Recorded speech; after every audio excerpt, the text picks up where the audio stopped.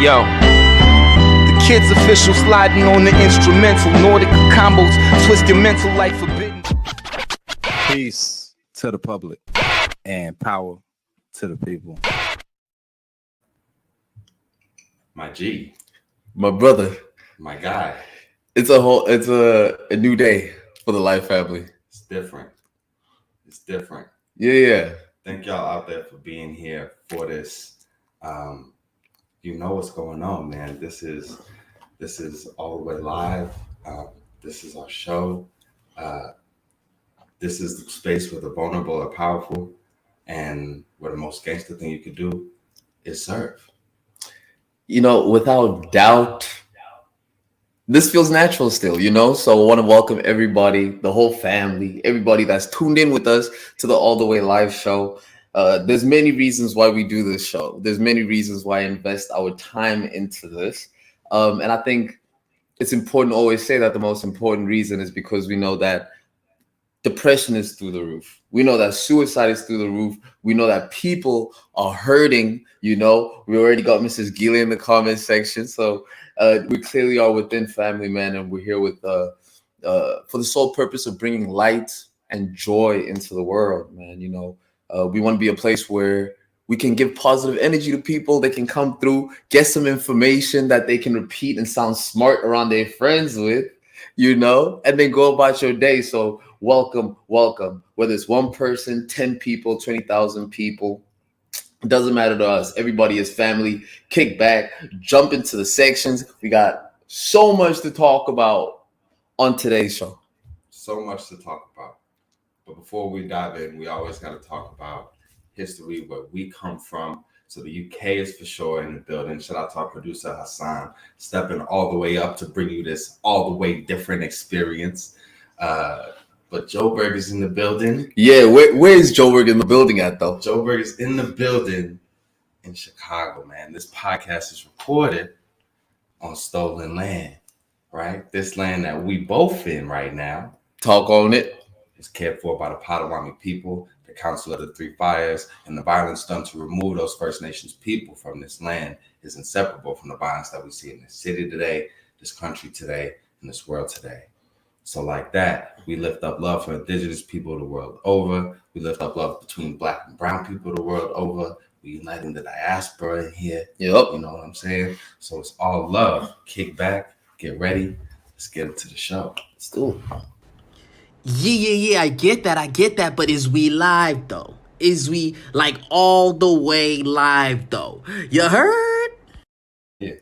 You know, usually on this show, and you know, people that are with us is family, so everybody knows the structure of the show. We dive into the impact spotlight, but we had to say that we have to acknowledge the fact that we're finally together after a very long time, bro. It's been a minute. People might not know that the show actually started like this. You know what I'm saying? A few years ago, we started the show 2019, and we did it in this exact house in this exact spot. So it is a very interesting feeling to see what it looks like after we've thought about the space for so long and now get to actually speak in person. I'm actually like anxious, nervous. I'm so excited. Right. It's growth, man. It's growth. It's incredible to see. We appreciate all the folks that have been rocking with us. We got pretty good at doing it the way we were doing it, you know, doing it via screens. I think all of us can relate to getting pretty good at doing things via screens, you know, since the pandemic. And that's really when we took this thing to the level where it was out, people were seeing it. So it is different to be back in this space, but I'm excited not only for the show and all the ways that your presence here makes different things possible, but for what we got cooking up on the ground. Now that you're here, man, let's. You want to give them a little Mandula sneak preview, or? I mean, we have to, because you know, outside of the show, we really are dedicated to coming here into Chicago, increasing the impact spectrum. You know, you've done such a great job at laying down the foundations for us to do this impact work. So as you can see, we're wearing the Chicago Be the Healing. We're wearing the Chicago Food Depository shirts, the hats, you know, so yeah. Feeding kids, helping people, that is the majority of what we do. And it's an exciting thing for us to be able to share with everybody. And one of the ways that we keep on sharing that is through our impact spotlight. So every week we highlight people that are doing that good work. So if you're doing that good work, let us know how we can be of assistance and increase this impact spectrum. So this week we decided that we have to speak on the droughts that are happening in Somalia. So 1 million people have been displaced in Somalia because of these droughts. You know, it's absolutely crazy. And it's not the first droughts that Somalia has had. We've seen droughts in 2015, 16, 18. So it's a reoccurring thing. But 1 million people being displaced because of a lack of food. It's quite wild. Yeah, it's quite wild. So we always try to start these types of, whenever we're addressing a crisis, start with the human aspect first. So like, man, hold your head, right? Like, we with you, we're in solidarity with the folks going through it in Somalia. So just approaching it from that human angle first. It's our honor to move around and be in the food and security space here in the city. We know how essential that is. Like, when people really don't have nothing to eat, that's desperate times. You know what I'm saying? So breaks my heart to see what's going on over there. It's nearly half the country's population, you know what I'm saying, that's going through it. And so we've been here a few times having these conversations about these global crises, and a lot of them are connected back to climate change, right?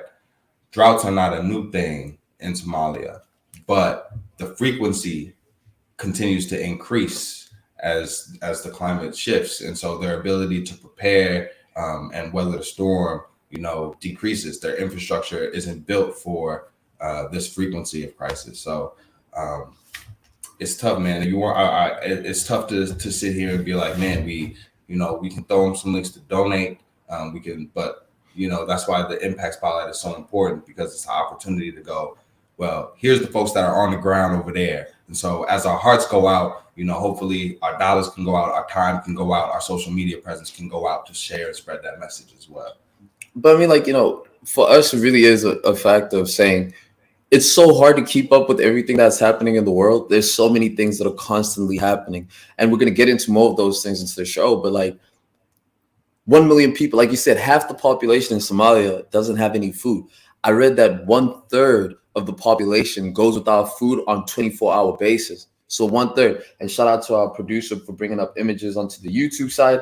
1/3 of the population doesn't eat for 24 hours. So, you know, in Cape Town in South Africa, when we went through the water crisis, right? When you read about Cape Town's going through a water crisis, you don't think anything about it. It's just like, okay, they don't have water. Maybe like LA doesn't have water. But bro, that small period of water crisis, it changes the way you live. You don't have drinks at the gym. There's no water around. You have to shower in buckets and stuff. So a small thing like I don't want to say a small thing like a water drought, but something like water drought, it changes the way you completely live. Electricity issues in South Africa changes the way you live. So now imagine if half the country is not eating on a drought. It's crazy. Yeah, I love how you brought it to like the different ways that affects life in ways that we don't always anticipate, right? Like a lot of what's causing this crisis, or what's exacerbating it, let me say that, is that with the drought, a lot of livestock are dying. So a lot of folks that are farmers are losing their job, right? Because the animals aren't there. That's a huge part of, you know, a lot of people, how they make their living. So you got the animals dying. You can't maintain your life with livestock to put food on the table, literally. And that's also your business, right? So you hit on both ends of it. So you got a lot of folks that are both don't have access to water and resources and are now out of work, right? Like it's layers to it. So always incredible to have this space to talk it out, because a lot of times we watch TV, we watch the news, and it's like, man, what can I do with so far? So this space as one, just to identify a couple of the folks that are doing some of the work that we can connect to. And we want to thank our producer for bringing up the Drought Resource Committee in Somalia, DRC, I believe it's called. And I think we're going to have some information that's coming up on it now. The DEC. Again, man, you know, it's one thing to know about what's happening. It's another thing to know about the different ways that you can help. So this is an organization, a coalition of a few different organizations coming together, highlighting the fact that 750,000 Somalians right now are at risk of death within the coming months because of this food shortage issue. So, go ahead, go check out the DC page. Love the work that these guys are doing. As you can see, they do more than just the Somalia efforts. We got the Pakistan appeal, Ukraine appeal, a whole host of different things. Shout out to people that are on the ground doing that work. DC is one of them. 1 million people without food. 1 million people, which is actually crazy because we hit our milestone of distributing 10 million meals that we keep bringing up. And even then, that's a drop in the ocean, right? That doesn't move a true needle of sorts. So it makes you wonder, like, what are really the solutions to being able to solve this thing? You know what I'm saying? I like it off the glass. Here I am. I got you, right? So, boom. It's always like, shout out to all the organizations on the ground that are bringing people food in real time. The long-term solution, right, is different in all of these different places that are facing crises, right? But actually in Somalia, from May 2017 to December 2018, the Somalia Emergency Drought Response and Recovery Project helped avert the risk of famine over those years, right? So there's actually evidence-based solutions to this. We need to bring more attention to stuff like that. So go check that out. It's the SEDRP, the Somalia Emergency Drought Response and Recovery Project.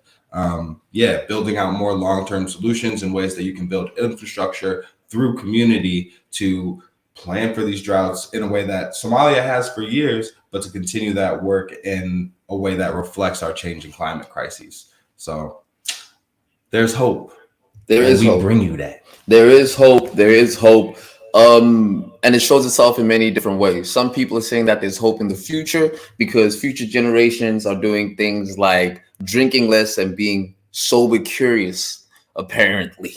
I don't know what it meant before the show, but I'll tell you what, we'll explain it to you right now.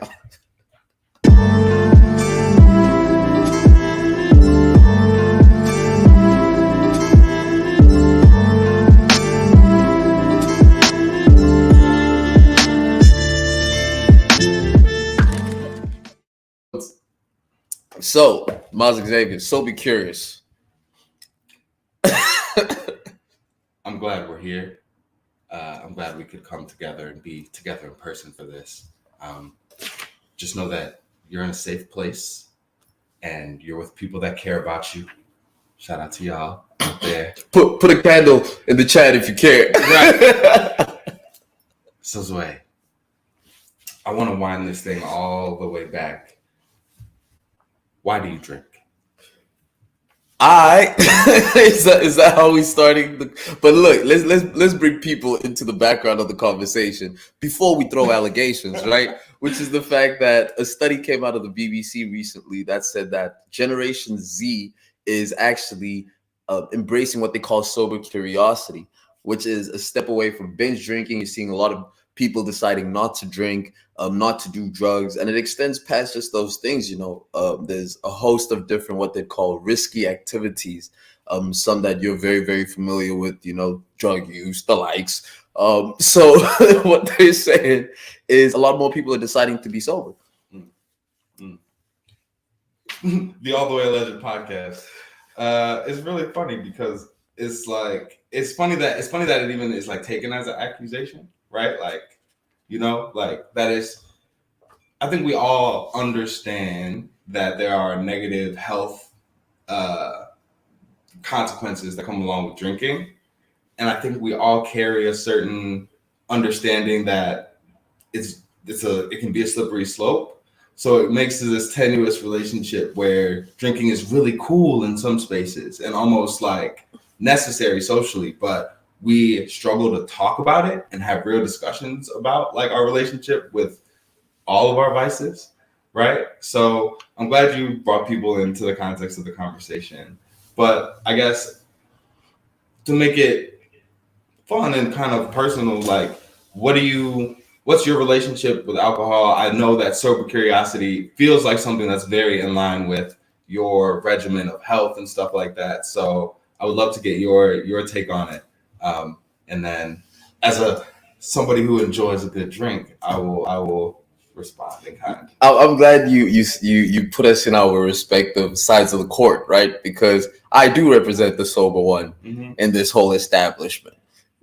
No, but like, it's crazy because the drinking culture of youth is always binging and heavy. So in the States, we went to the same university and we were at a party school. So we went through that period of heavy binge drinking, which is the demographic of people now that they're saying are increasingly deciding not to go through that binge process. So even that type of drinking that they're referring to is during that period where you do these marathon drinking things, drinking binges, if you will, right? So especially in the US, they have a huge culture of that, which was something that was interesting to me, where people are heavy with the alcohol, right?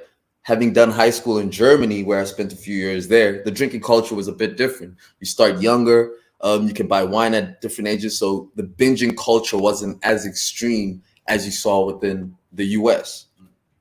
All to say then, right, that moving from that period into one now where I've exercised periods of sobriety, there's been times I've gone 2 years without having a drink or anything like that. As a health, for me, it's a health decision. It always comes down to mainly a health decision. That's when I'll be, I'm not. Even now, I'm a one drink maximum type of guy. Interesting. Yeah, it's funny. It's funny that these conversations, or that, like, well, with anything, right? Like, especially with vices, the conversations go to the extremes. I think our brains think of the most extreme example, and I think college is definitely an extreme example of drinking culture. If you went to, like a Big Ten, or just a big like school with a campus, kids that are free and experiencing, a lack of supervision for the first time, they tend to get into that. I love how you brought into the different ways that plays out, especially if kids are exposed at an earlier age, and maybe it's brought into as more of a family thing, more of a meal thing, rather than an activity itself. And I think that is part of what the young generation is responding to, right? They're saying Gen Zers are the ones that are mostly about this sober curiosity thing. And I think a lot of it stems from the idea that, like, where society is shaped such that unless you're drinking or eating, you're loitering, right? Right? There's not many places where you're allowed to just be and cool out and chill without, first of all, purchasing something, right? But also, yeah, like, we don't have a lot of other tools besides alcohol that act as social lubricant, that, allow us to feel like we're more comfortable to be ourselves and to spark creativity, right? A lot of the reasons people turn to drinks, we don't have a lot of mechanisms around that. So as somebody who tends to shy away from drinking, what are some of the things, like, I would love to hear, one, some of the benefits you feel like you get from not drinking, and then two, what are some of the ways that you replace it in that social sense? In the social sense. And that social sense one is pretty interesting, because that's what a lot of, even in the studies that they showed on sober curiosity, a lot of people would say that the reason that they drink is for social reasons. So social settings are the main impetus of people wanting to be able to drink, and that type of thing. I don't think drinking is particularly evil. I don't necessarily look down on it. Like every vice, there is extremes of addiction on one end, and then there's, abstinence on the other end, right? So from the addiction front, and if the vulnerable are powerful, and this is a space of, if this is a space of vulnerability, I'd be lying if I said my exposure to alcohol addiction is not something that I think about in my relationship with it, right? Especially when it's so close to home and you're exposed to it, you will have a different approach to it, so to speak. So I definitely think that's a layer into it, but I wouldn't say it's the biggest fear or apprehension. Honestly speaking, real talk, the feeling you get when you wake up the day after drinking is just one that does not, I don't like. It's as simple as that. And so, like, in trying to pursue being like this, little athlete, not even athlete, but just trying to be as healthy as I can be and compete, you want every advantage. You can actually feel in your body, like, the next day, if I'm trying to, like, hit the punching bag or whatever, that it'll get that heavy. Yeah. The difficult thing, my brother, is actually deciding to tell people you don't drink. That is actually quite difficult. So the most difficult part of that experience, there's always a follow-up question. oh, why not? Oh, why not? And I wish I had something more dramatic to say that I really want the six pack. That's a really interesting response right there, because it is deflecting in a way, right? Like, that's not really why you don't drink. And we don't owe people that full explanation, right? The vulnerability that we share in this space, we don't owe that to everybody when we go outside. But it is funny because I think the fact that you even feel the need to reach for a reason or to like validate yourself in that moment speaks to how culturally it's a crutch for comfort. You know what I mean? And as soon as somebody breaks that, right, they're like, oh, wait. But there's a reason for it. And you alluded to it a little bit.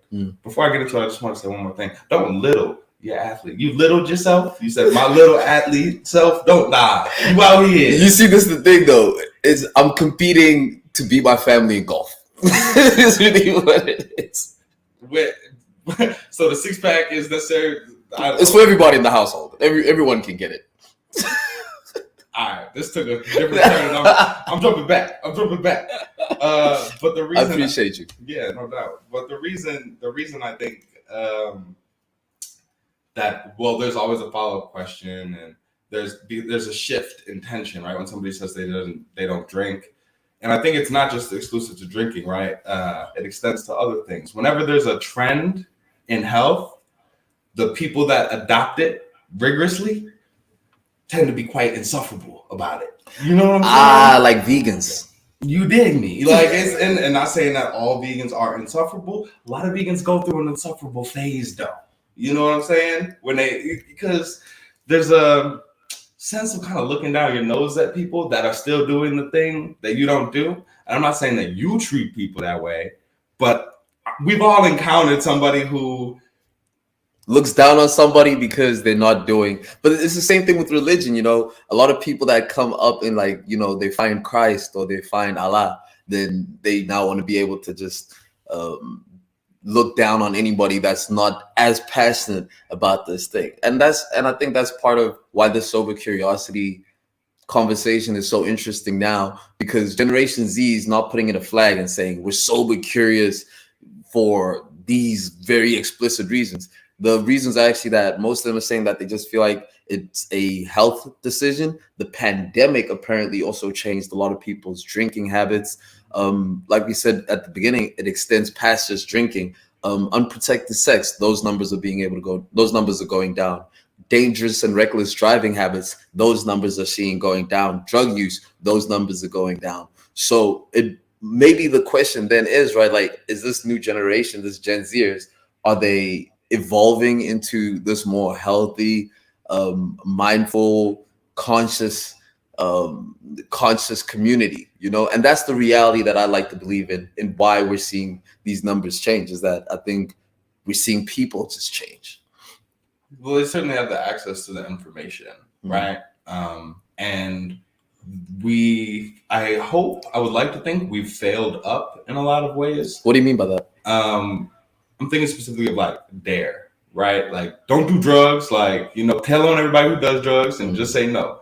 And I think we realized that was an unrealistic approach for young people. And it literally, like, the statistics showed that program did not work. Like, did more harm than good. Drugs won that war, yes.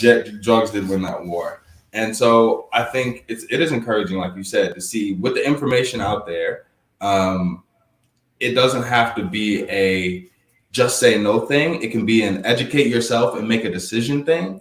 And I would love to see that create a space where we're going to have those extremes, right? You're going to have, like, because as people get together and all get hype about something, it always gets a little nasty. So there's definitely going to be extremes, people who are extreme about alcohol, extreme about people who don't drink alcohol. But I hope a couple generations from now, we get to a place where we're all a lot more understanding of each other's choices.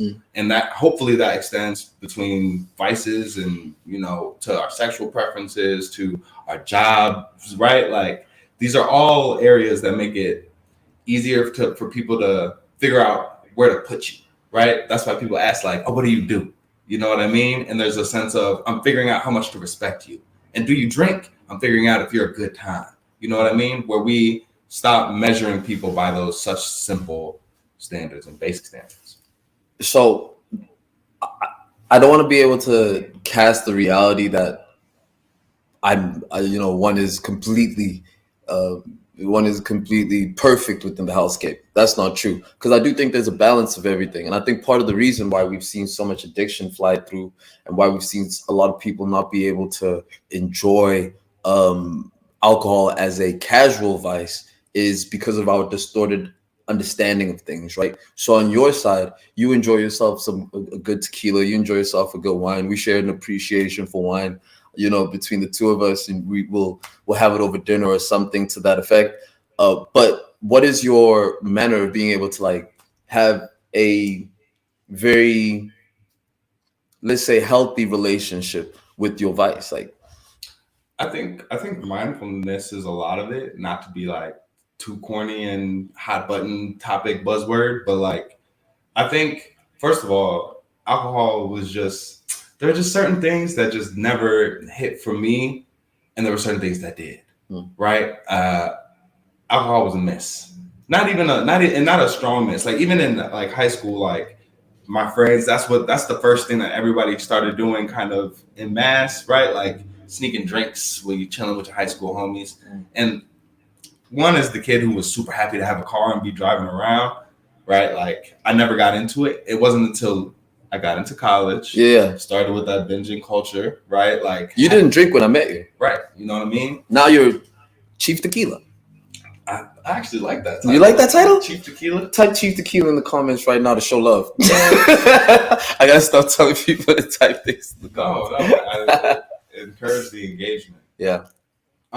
So alcohol didn't grab me right away the way that some of my other vices have, right? I'm a sucker for the ladies, right? That one just immediately. I didn't hear you, brother. Can you say that again? No, it was one time. So okay, cool. Keep it moving. But liquor never really grabbed me like that. So, and I was fortunate to not have had too many negative experiences in my immediate family.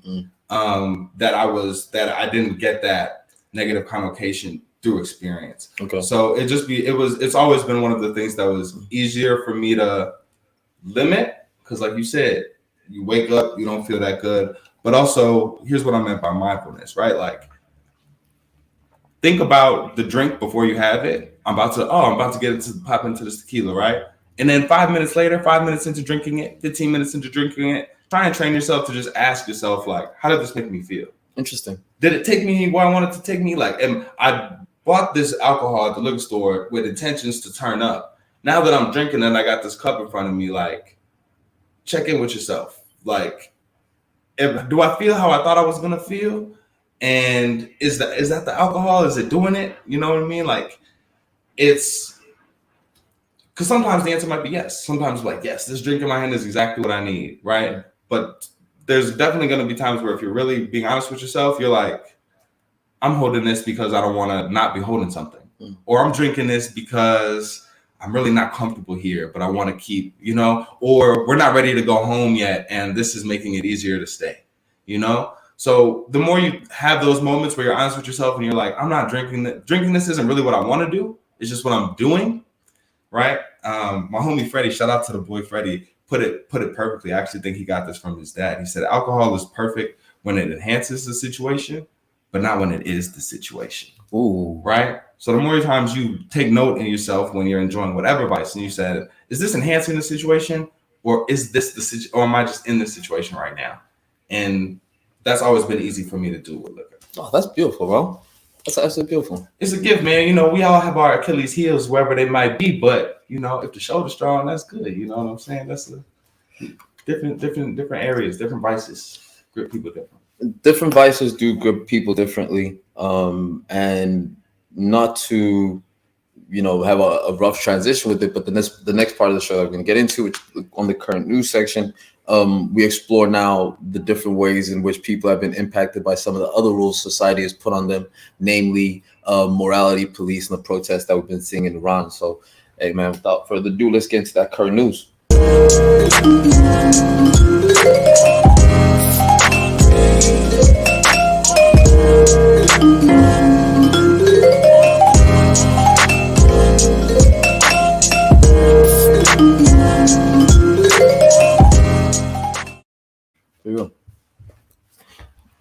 Oh, I'm starting this one. I like that though. I like being able to trade off with the positivity and with the light topics and the heavies And this one is heavy, yo. This one is heavy. There's ongoing protests in Iran. Women, fearless women, stepping up to stand up for their rights.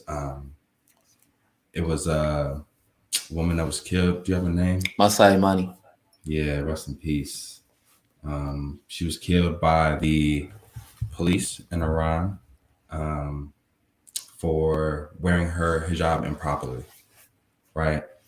And so even just that as a statement makes you stop and go, whoa, people are losing their lives over clothing, right? Over, and that, that represents something much deeper in the culture. But this moment also represents pushback against violence, pushback against state control and the removal of people's rights to decide things for themselves. And so, as always, we're in solidarity with folks that are fighting for freedom. And rest in peace again.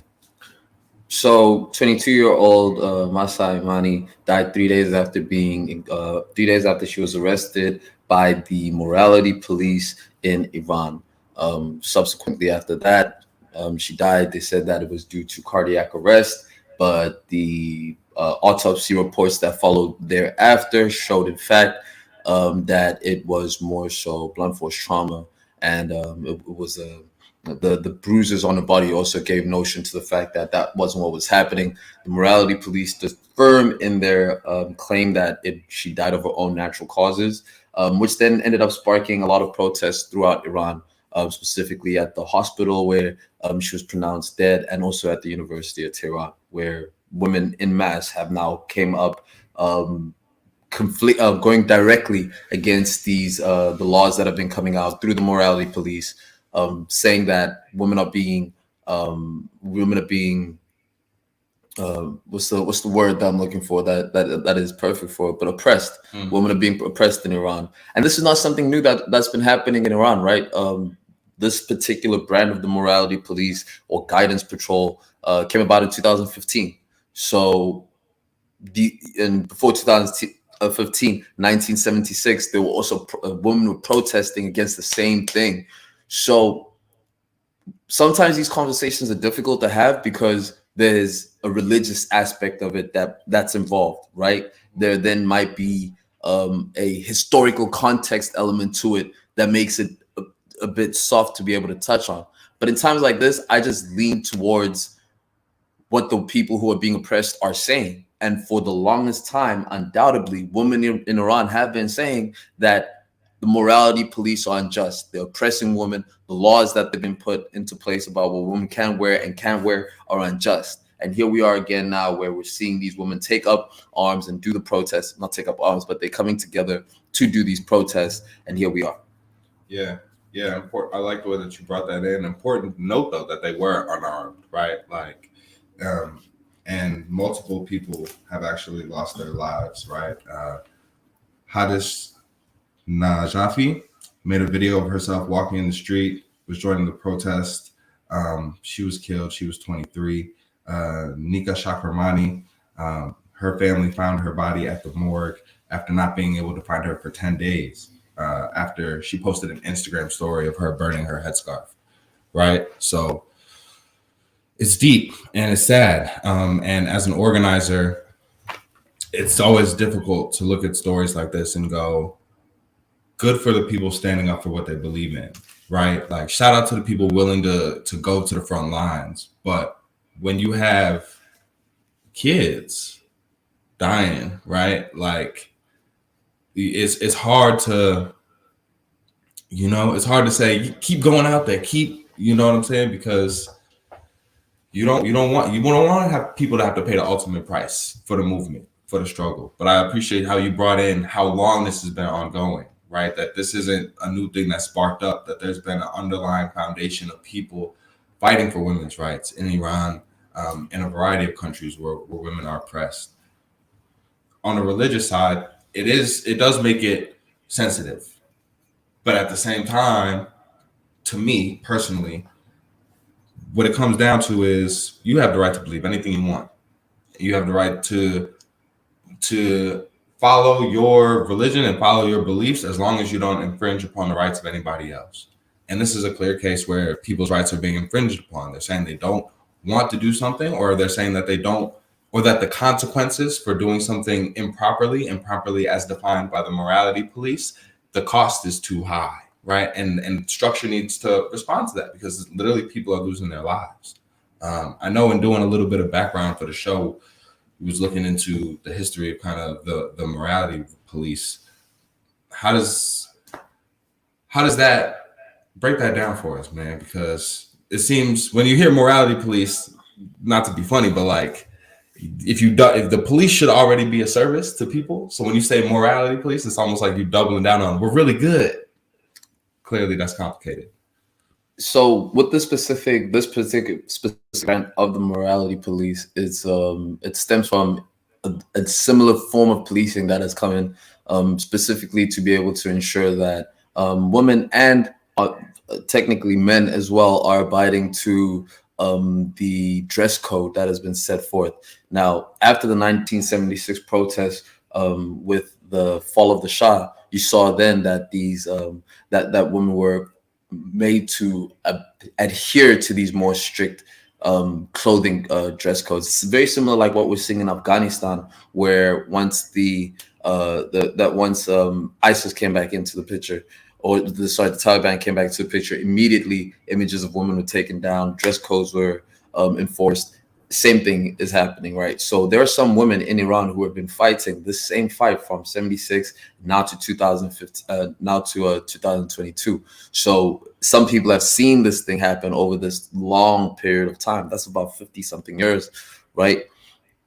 So with the morality police, it's to make sure that the hijab covers hair, neck, and face, right? So it is a heavy head scarfing. And there are some people, and we'll actually have a guest on next week who's going to be able to, who wears a hijab, but can give us a lot more historical context and what it means for women to be able to wear it from a religious perspective. Mm-hmm. But what is being imposed on women now is another factor of oppression that has been put onto them. Things like being able to be walking around with a partner in public is something that can be condemned by the morality police.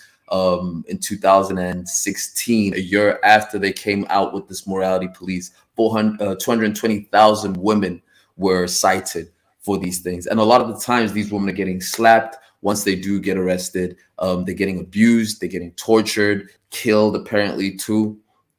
So the concept of these morality police is quite oppressive in its nature because of how much it unfairly targets one specific group of people. So you are seeing women now protest by taking off the hijabs, burning their hijabs, cutting their hair. And this is in direct defiance of what the dress code of the morality police would be.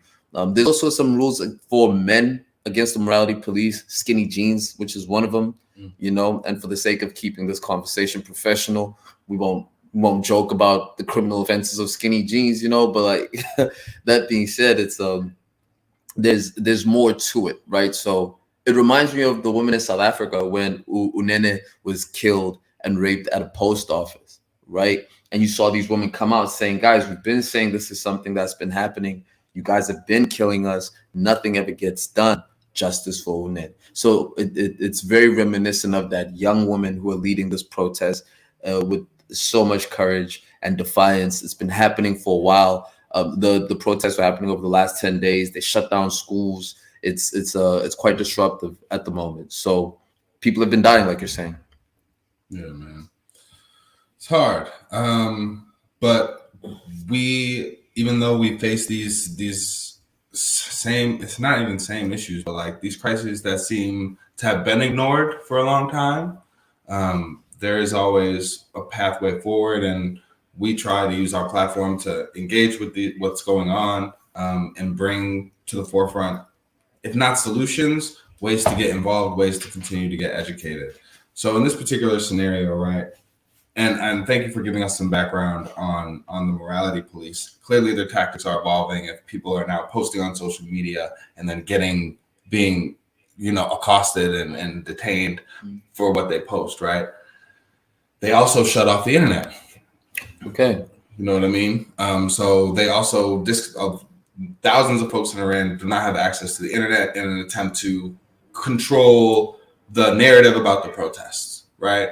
The U.S. stepped in to actually provide internet to more people. As the protests continue, the U.S. is negotiating with the Iranian regime, the same folks that are responding with violence, responding with shooting into crowds, right, to these protests, to figure out what the resolution is. And so we're in this place where what's being called for is support for the protesters, but also for governments like the U.S. to not be negotiating with the people that are doing the killing, right? Or at least to hold them accountable, rather and not only in sending aid, but in sanctions to make sure that a certain level of human rights is restored. Because as the U.S. and other countries negotiate with the regime right now that's in Iran, money that's flowing for aid is not reaching the protesters, right? So that's some of the complications around getting involved and stepping in to be able to help.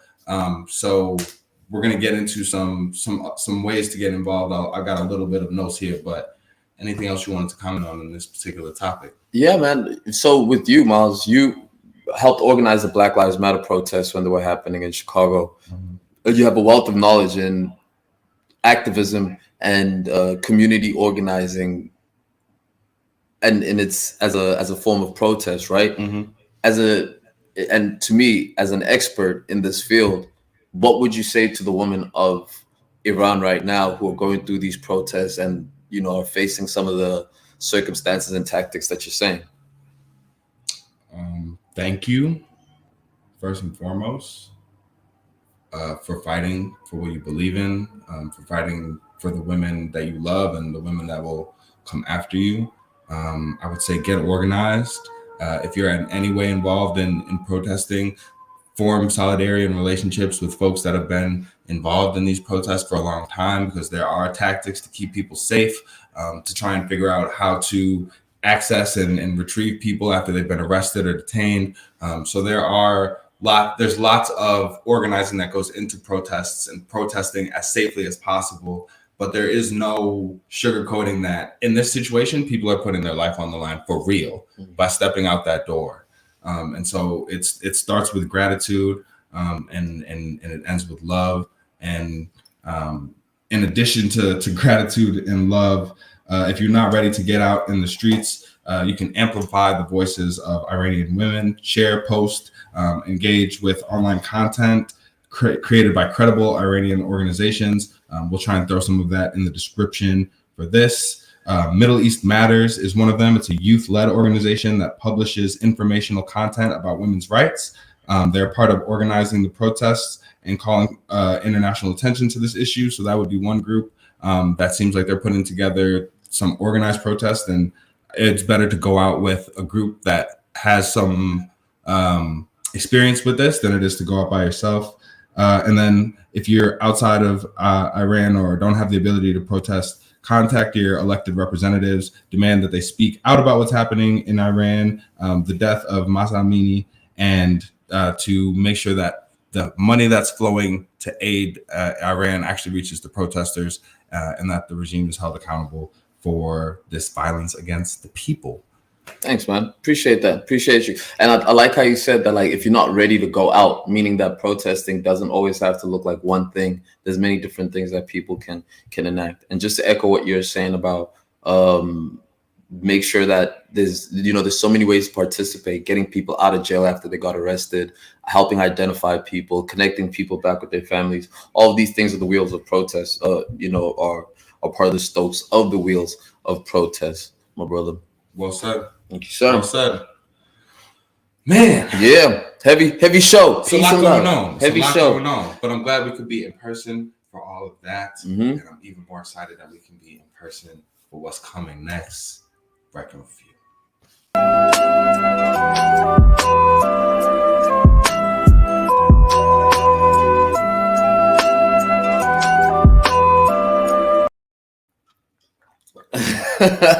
Yo, listen, dude. Let me get my toes. Let me cross my toes for this section. You know, now we're at home.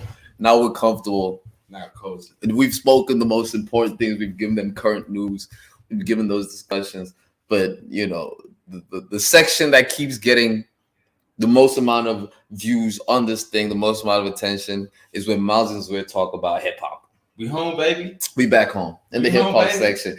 You know, I think you strategically wanted Tupac over there just to give you hip hop credibility. Yeah, Pop is definitely is giving the vibes right now. He's feeding into my energy. You know, I'm back by Pop. What else could you want? You know what I'm saying? Hey man, listen. Freddie Gibbs sold separately. This is the latest offering by Freddie Gibbs. Me and Miles are big fans of Freddie Gibbs. We had a nice little listening party when this thing came out. We've been listening to it for 2 weeks now, going back and forth with it. And also another thing, man. Shout out to everyone that supported us on our live lounge sessions, spinning music live every Friday, engaging with people. We played a bit of that Freddie Gibbs last week. For us, dude, I think like we love music so much, and it's a big part of our lives. So it's a blessing to be able to incorporate that into this platform. And I think that's something we want to keep doing. Is just like, you know, increasing the creativity and having fun with people the way we like having fun, man. Yeah, for sure. Appreciate the support. We really curating this thing. So the idea for now is, like my bro said, every Friday we're spinning these records. We're going to tie into what we're reviewing pretty much each week. Give y'all a little bit of taste, maybe even some of our initial reactions, and then it'll be connected to the show. We also get a playlist of all the songs that we're playing, just so that you kept up.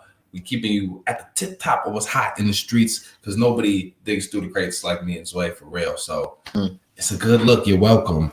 And now, Gangsta Gibbs. I'm a big fan of Gibbs, and I know Gibbs has a lot of fans. I don't feel like I love the same projects that everybody else loves.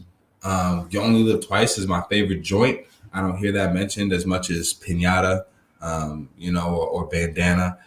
Shadow of a Doubt. That's man. I love that record.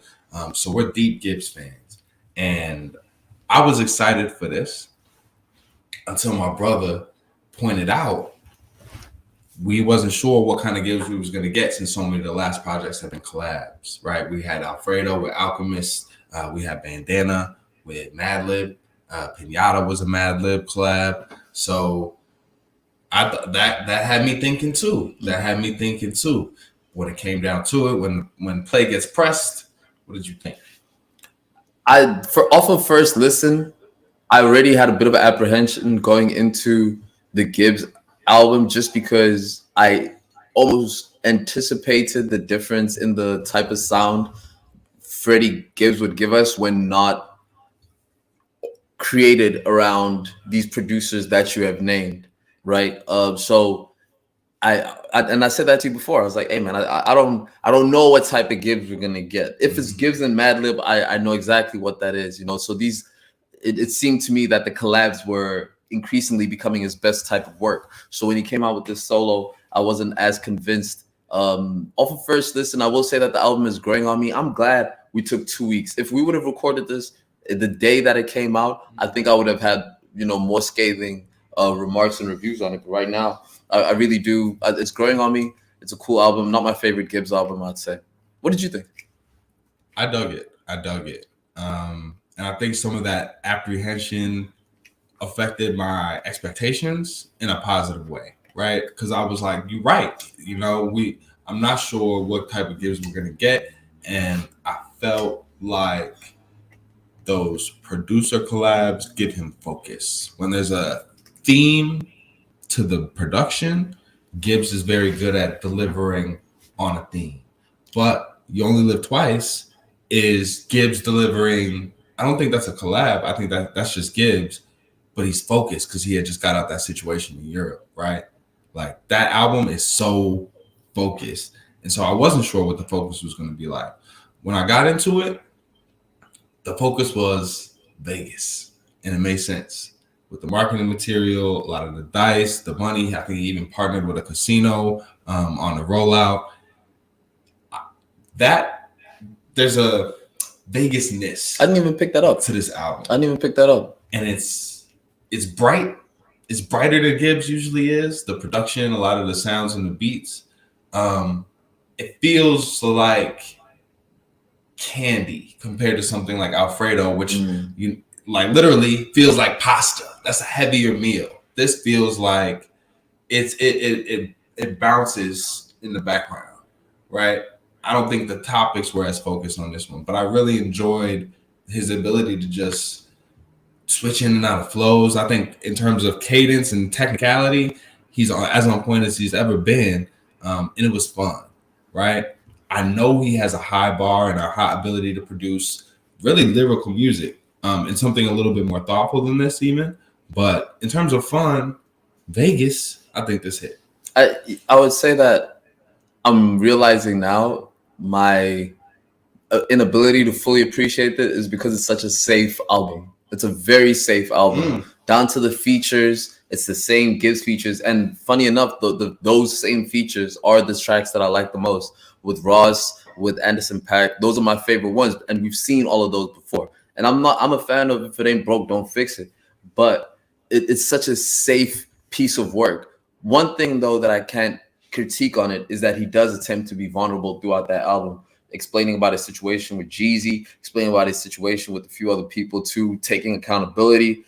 So there clearly is an attempt to be vulnerable, which I think is very important for hip hop right now. The best hip hop right now is vulnerable hip hop, or at least the hip hop that is revered the most is vulnerable hip hop. We just saw the Jid album, vulnerable hip hop. Rashad, Boogie, Kendrick. There's a lot of vulnerability that's happening in hip hop, and he does go through that alley. The structure of the album, to me, after not having years of a solo Gibbs album, almost 3 years of not having a solo Gibbs album, and this is the album, it is very safe, is what it is. Down to the concept, Vegas, it's loose. It's very loose and a bit disjointed with the vulnerability element of it and the Vegas element of it. So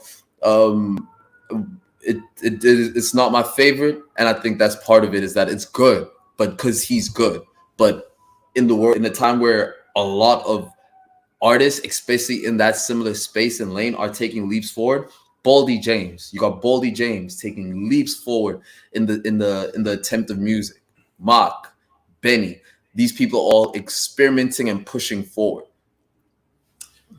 I really like where this got to, because even from the jump when you said safe, I think there's a conversation here about like what is safe for an artist that makes non-mainstream music, right? So like, is it safe for a Benny, a Boldy, a Freddie? Is it safer for them to make what they make and air on the gritty side and the grimy side, or is it safe for them to make something like this that has a little bit more pop appeal? And this is where we become unfair as listeners, because they're very experimental artists. Gibbs is an experimental artist. All the sounds that he's done in these collabs have been vastly different, even with the work with Madlib. Pinata doesn't sound the same as Bandana, doesn't sound the same as Alfredo. It doesn't sound the same as a lot of the other work he does. He jumps on a lot of electronic music as well. So for us to come and say he's safe is a bit of a, it's very review-esque. It's very review-esque, because he does take a lot of risks outside of his solo albums and has taken risks on his solo albums. But after years of not doing it, you just came out of Shadow of a Doubt. There's doubt on you as an artist because of your gimmicks and shenanigans that have been happening over time. Alfredo was the last project. Not last solo. I'm speaking solo offering.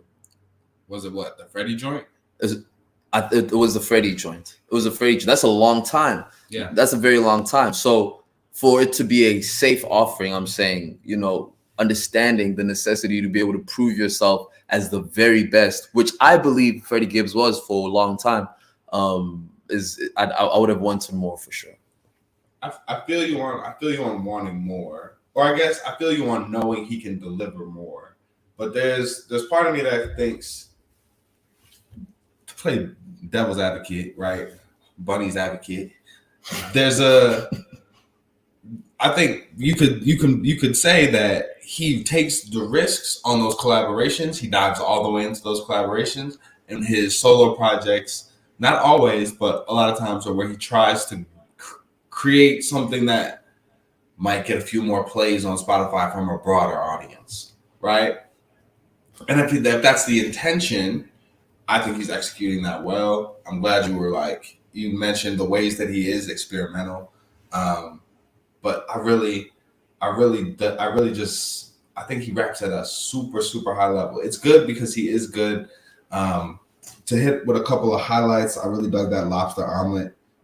That's a home run from the track name to everything else. I thought the Moneybag Yo feature could be really good, but Too Much didn't really do it for me. That song is good when you're not listening to it on your headphones. Okay. That song is good environment, like in a wider space. I got you. I like Blacks to the Room. I like Feel No Pain. I like Grandma Stove. And I like CIA. CIA is good. Yeah. You see, but like, and I'm only this critical because I'm such a fan. We've gone to see him live before. Like you said, we've been listening to Freddie Gibbs since 2010 when he came out with that ESGN. You know, we've really been fans of this person for a very, very long time, and I've always felt that this dude is the absolute best. The best that is going unseen. Even when we had that the feature with Benny versus Freddie, and the conversation comes, who got the best over that song? It's almost like our modern day renegade, right? Who did it better, J or M? Who did it better, Gibbs or Benny? And I still think that Gibbs inched him out ever so slightly, and that's controversial. I said, "F it, one go do a verse." That's some ugly white girl, then I whipped it. It's Miss Universe. You see what I'm speaking about? This is like this is very technical type. This is technical, and he's so good. So if it is a collaboration, if it is the best comes out of collabs, give me an Anderson collab, I'll be okay. But I do think that if this is the offering to be able to compare you to the best right now, you need a lot more to be able to really claim that spot. And I don't think this claims that. I feel what you're saying. It might not claim that. It might not make that apparent, but I think it keeps him in the running, right? What was Benny's last project?